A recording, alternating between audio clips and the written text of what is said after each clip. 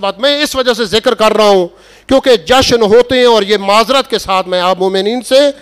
جشن بھی ہمارے ایک رسم و رواج بن گئے ہیں، ورنہ میں جمعے کے اندر اور چیزیں ذکر کرتا، لیکن ہمارے ہاں فقط آتے ہیں اور واہ واہ کرا کے چلے جاتے ہیں، جبکہ امام حسین علیہ السلام کا جشن ہو، ضرورت ہے کہ امام کی سیرت کو بیان کیا جائے، فضائل بھی بیان کریں، مسلم آیات اور روایات کے ذریعے سے بیان کیا جائے۔ آخر کون مومنین کو آگاہی دے گا، کون مومنین کو شعور دے گا، کون دے گا؟ لہذا ہم وہی سنی سنائی باتیں آتے ہیں اور خطیب واہ واہ کرا کے چلے جاتے ہیں، نقطے لگا کے چلے جاتے ہیں۔ مجھے واقعاً افسوس ہوتا ہے، اور آج یہ دکھ کی بات ہے، سب سے بڑا امامہ پوش ہیں، اور وہ بھی وہی کام کر رہے ہیں جو عوام چاہتی ہے، وہ بھی ائمہ کی سیرت نہیں بتاتے، حالات زندگی نہیں بتاتے، مسلم فضائل استدلال کریں، فقط واہ واہ واہ واہ کرا کے وہ لچھے دار نقطے دار چیزیں ہوتی ہیں، آ کر چلے جاتے ہیں۔ میں یہی کہوں گا کہ آج واقعاً یہ جو علماء امامہ پوش بھی عوام کے تابع ہو کر حقیقت میں ان کا استحالہ ہو گیا۔ استحالہ یہ طالب علم تو سمجھتے ہیں، استحالہ کسے کہتے ہیں؟ یعنی عوام کی کان میں گر کر یہ علماء بھی عوام ہو گئے ہیں، عوام کل انام،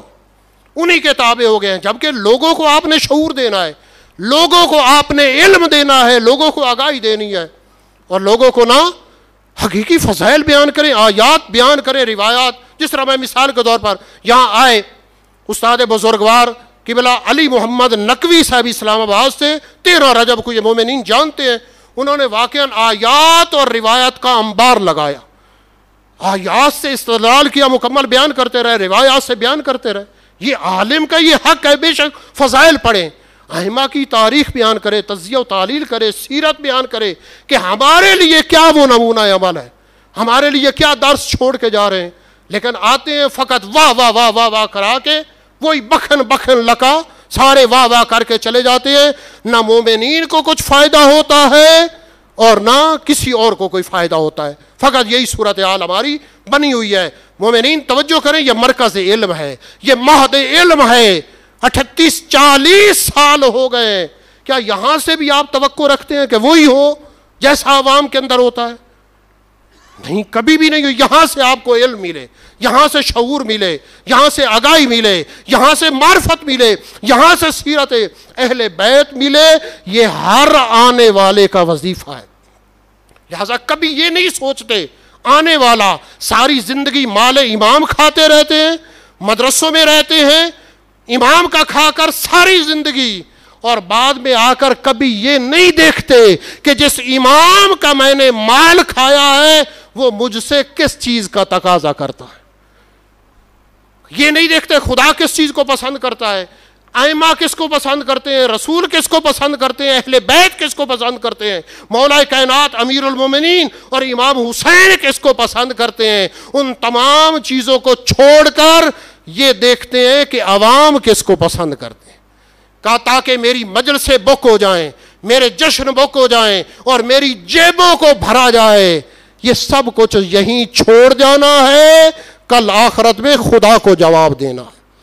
کل امام زمان کو جنہوں نے بڑے بڑے مربع اکٹھے کیے تھے، ابھی میں نام نہیں لیتا، ہمارے ہاں بڑے بڑے ذاکر اور خطیب جو شہنشاہ ذاکروں کے بھی سردار تھے، آج وہ ساری ان کی زمینیں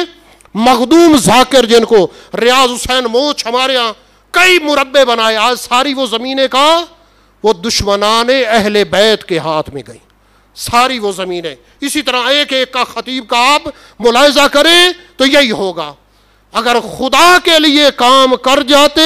تو یہ صدقہ جاریہ، اولاد آگے نااہل نکلی، نشئی، لہذا انہوں نے وہ پاؤڈر اور ہیروین لینے کے لیے، نشہ پوری کرنے کے لیے وہ ساری زمینیں آج دشمنان